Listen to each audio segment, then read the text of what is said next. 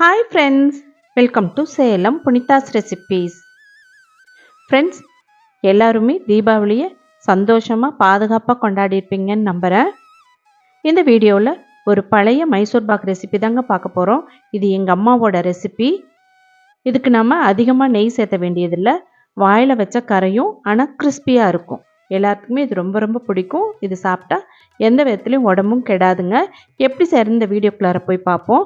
வீடியோக்குள்ளார போகிறதுக்கு முன்னாடி நம்ம சேனலை சப்ஸ்கிரைப் பண்ணாதவங்க மறக்காமல் சப்ஸ்கிரைப் பண்ணுங்கள். ஃபுல்லாக பாருங்கள், ஸ்கிப் பண்ணாமல் பாருங்கள். அப்போ தான் நம்ம எப்படி செய்கிறதுன்னு நல்லா தெரிஞ்சுக்க முடியும். ஃபுல்லாக பார்த்துட்டு பிடிச்சிருந்தா ஒரு லைக் கொடுங்க. உங்கள் ஃப்ரெண்ட்ஸ் அண்ட் ரிலேட்டிவ்ஸ்க்கு ஷேர் பண்ணுங்கள். வாங்க எப்படி செய்கிறதுன்னு இந்த வீடியோக்குள்ளார போய் பார்ப்போம். நம்ம கடலை மாவை சலிச்சுக்கலாங்க. நான் இப்போ ஒரு ட்ரேயில் பட்டர் பேப்பர் போட்டிருக்கேன். நம்ம மைசூர் பாக் வந்து செஞ்சுட்டு இதில் ஊற்றி நம்ம கட் பண்ணிக்கலாம். இப்போ நம்ம கடலை மாவை சலிச்சுக்கலாம். 1 கிலோ சர்க்கரைக்கு 1/4 கிலோ கடலை மாவு தாங்க அளவு. நம்ம இதை கட்டி இல்லாமல் நல்லா சலிச்சு வச்சுக்கலாம். இந்த மாவை நம்ம வறுக்க போகிறதும் இல்லை, நெய் ஊற்றி கலந்து வைக்க போகிறதும் இல்லைங்க. நான் இதில் 3/4 கிலோ சர்க்கரை சேர்த்துட்ருக்கேன். நல்லா முழுகிற அளவுக்கு தண்ணி சேர்த்துட்டு நம்ம அழுக்கெல்லாம் எடுத்துகிட்டு பாகு காய்ச்சிக்கலாம். சர்க்கரை நல்லா கரையட்டுங்க. அதுக்குள்ளார நம்ம எண்ணெயை அளந்து எடுத்து வச்சுக்கலாம். எண்ணெய் 2 டம்ளர் அளவுக்கு எடுத்துக்கலாங்க. அதே மாதிரி நெய்யும் இந்த மாதிரி கரைச்சிட்டு நம்ம 1 டம்ளர் அளவுக்கு எடுத்துக்கலாம். தேவையானதை நம்ம ஊற்றிக்கலாங்க.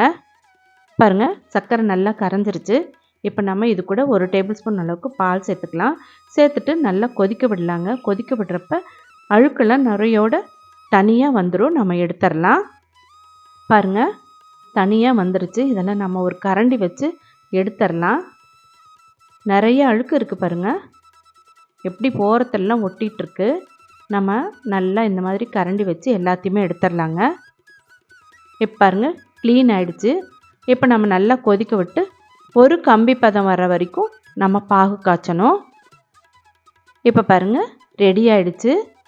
நல்லா பாருங்கள், ஒரு ஸ்ட்ரிங் வருது இல்லைங்களா. இப்போ நம்ம நல்லா சலிச்சு வச்சுருக்கிற கடலை மாவை சேர்த்து கட்டி தட்டாமல் நல்லா கைவிடாமல் கிளறணுங்க. கொஞ்சம் கொஞ்சமாக சேர்த்துக்கோங்க, அப்படியே கொட்டக்கூடாது. கொஞ்சம் கொஞ்சமாக சேர்த்து நம்ம கிளறிட்டே இருந்தோம்னா கட்டி தட்டாதுங்க. அதுக்காக தான் சலிச்சுக்கிறது, அப்படியே போடக்கூடாது. பாருங்கள், கட்டி தட்டாமல் நல்லா கிளறி விட்டுக்கிட்டே இருக்கிறப்ப கட்டியெல்லாம் உடஞ்சிரும். குட்டி குட்டி கட்டி இருந்தால் கூடயும் கரைஞ்சிருங்க. நல்லா கிளறிட்டே இருக்கணும். நம்ம கிளறிட்டே இருக்க நுர பதம் வரும். அது வரைக்கும் நம்ம நெய் சேர்த்த வேண்டாம். நல்லா மீடியம் ஹீட்டில் வச்சுட்டு நல்லா கிளறிட்டே இருக்கணும். நல்லா அந்த கடலை மாவு வேகணுங்க. நாம் இதை வறுக்கிறதோ இல்லை நெய் ஊற்றி நம்ம கலக்கிறதோ எதுவுமே கிடையாது. அப்படியே நம்ம பச்சையாகவே சேர்த்தணும். இந்த மாதிரி தான் எங்கள் அம்மா சொல்லி கொடுத்தாங்க. ரொம்ப ரொம்ப நல்லாயிருக்கும் எங்கள் அம்மா செய்கிற மைசூர் பாக்கு. அவ்வளோ விரும்பி சாப்பிடுவாங்க எல்லாருமே. இப்போ நுரப்பரம் வந்துருச்சு. இப்போ நம்ம கொஞ்சம் கொஞ்சமாக சேர்த்து கிளறிட்டே இருக்கணுங்க. நெய் இழுத்துகிட்டே இருக்கும், தேவையான அளவுக்கு இழுத்துகிட்டே இருக்கும். எண்ணெயோ நெய்யோ நம்ம ஃபஸ்ட்டு எண்ணெயை ஊற்றிடணுங்க. கடைசியாக நெய் சேர்த்துறப்ப நெய்யோட வாசனை நமக்கு அப்படியே இருக்கும். இப்போ பாருங்கள், நெய் சேர்த்திக்கலாம். எண்ணெயெல்லாம் சேர்த்தாச்சு, நெய் சேர்த்துக்கலாம். நெய்யும் கொஞ்சம் கொஞ்சமாக சேர்த்து நம்ம கிளறிக்கலாம். இப்போது நான் இதில் வந்து 3/4 டம்ளர் தாங்க நெய் சேர்த்துட்ருக்கேன். அந்த அளவுக்கே நெய் போதுமானதாக இருக்கும். ஏன்னா நெய் வந்து நல்லா வெளியே வர ஆரம்பிக்குது. நம்ம வெளியே வர்ற வரைக்கும் நம்ம வந்து கிளறக்கூடாது. நெய் வெளியே வர ஆரம்பித்தாவே எல்லாமே வெளியே வந்துடும். பாருங்கள், நல்லா கெட்டியமாக ஆயிடுச்சு. நல்லா 1 திரண்டு சுருண்டு வருது. உள்ளறையும் பாருங்கள், நல்லா வந்து நைஸாக இல்லாமல் கரகரப்பாக இருக்குது. இப்போ நாம் எடுத்து கொட்டிக்கணுங்க. அந்த பிளேட்டு நம்ம ட்ரே ரெடி பண்ணி வச்சுருக்கோம்ல, அந்த ட்ரேயில் கொட்டி சமமாக பரப்பி விட்டுறணும். பரப்பி விட்டு நம்ம ஆறுனதும் கட் பண்ணிக்கலாங்க. பாருங்க, எண்ணெய் வந்து கக்க ஆரம்பிச்சிருச்சு. இப்போ எடுத்து நம்ம அந்த ட்ரேயில் கொட்டியாச்சு. இப்போ நம்ம இந்த மாதிரி ஃப்ளாட்டாக சமமாக பண்ணிடணுங்க. ஒரு டபராவில் கீழே நெய் தடவிட்டு இந்த மாதிரி பரப்பி விட்டுறலாம் கரெக்டாக. இது அப்படியே கொஞ்ச நேரம் ஆறட்டும்.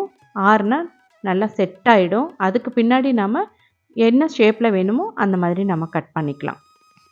இப்போ தொட்டு பார்த்தா ஆறி இருக்குங்க.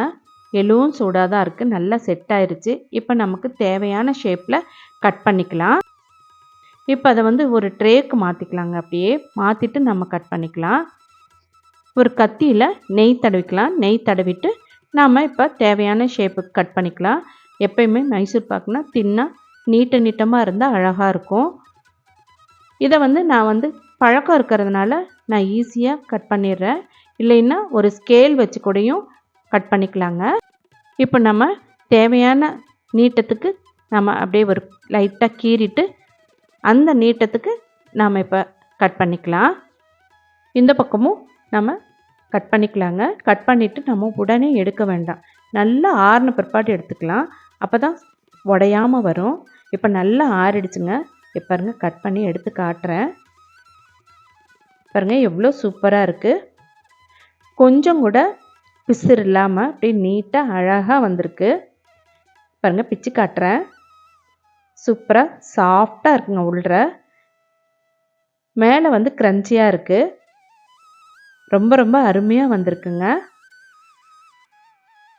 இப்போ நம்ம இதை எடுத்து எப்படி இருக்குன்னு சாப்பிட்டு பார்க்கலாம். சூப்பராக இருக்குங்க. ரொம்ப ரொம்ப நல்லாயிருக்கு. வாயில் வச்சதுமே அப்படியே கரையுது.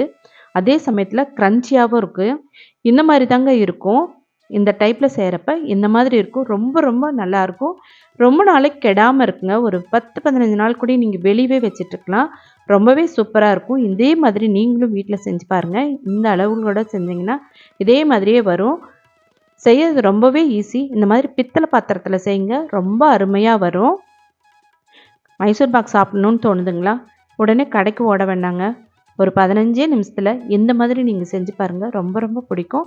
நீங்கள் செஞ்சு சாப்பிட்டு பார்த்துட்டு எப்படி இருக்குன்னு கமெண்ட் பாக்ஸில் கமெண்ட் பண்ணுங்கள். இந்த மைசூர் பாக் ரெசிபி உங்களுக்கு ரொம்பவே யூஸ்ஃபுல்லாக இருக்கும்னு நினைக்கிறேன். இதே மாதிரி ஒரு இன்ட்ரெஸ்டிங்கான வீடியோவில் மீட் பண்ணலாம். தேங்க்யூ ஃபார் வாட்சிங்.